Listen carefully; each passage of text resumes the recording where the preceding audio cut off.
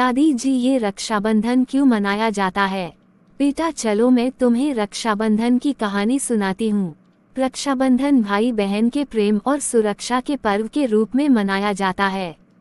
इस त्योहार की कई कहानियां हैं, लेकिन उनमें से एक बहुत प्रसिद्ध और हृदयस्पर्शी कहानी राजा बलि और देवी लक्ष्मी की है।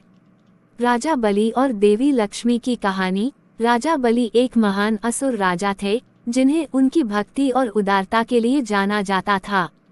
वे भगवान विष्णु के भक्त थे।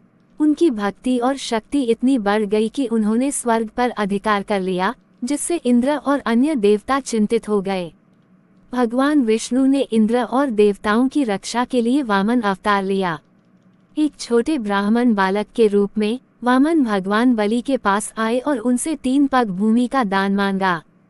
राजा बलि ने वामन की इस छोटी सी मांग को देखकर तुरंत सहमति दे दी।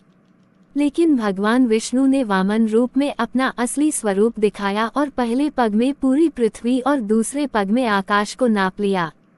जब तीसरा पग रखने की बारी आई, तो बलि ने समझ लिया कि ये कोई साधारण ब्राह्मण नहीं, बल्कि स्वयं भगवान विष्णु हैं। उन्होंने तीसरे पग के लिए अपना सिर प्रस्तुत कर दिया। भगवान विष्णु ने उनके सिर पर पग रखा और उन्हें पाताल लोक भेज दिया।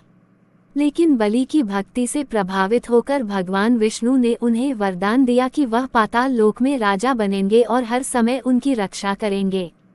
भगवान विष्णु अपने वचन को निभाने के लिए बलि के साथ पाताल लोक में रहने लगे। इससे देवी लक्ष्मी चिंतित हो गई, क्योंकि भगवान विष्णु उनके पति थे। वह राजा बलि के पास गई और उन्हें अपनी रक्षा करने वाला भाई मानते हुए उनके हाथ में राखी बांध दी। बदले में बलि ने देवी लक्ष्मी को वचन दिया कि वह उनकी हर इच्छा पूरी करेंगे। देवी लक्ष्मी ने भगवान विष्णु को अपने साथ ले जाने की इच्छा व्यक्त की और बलि ने खुशी खुशी इसे स्वीकार कर लिया। इस प्रकार रक्षाबंधन का पर्व भाई बहन के अटूट बंधन और प्रेम का प्रतीक बन गया।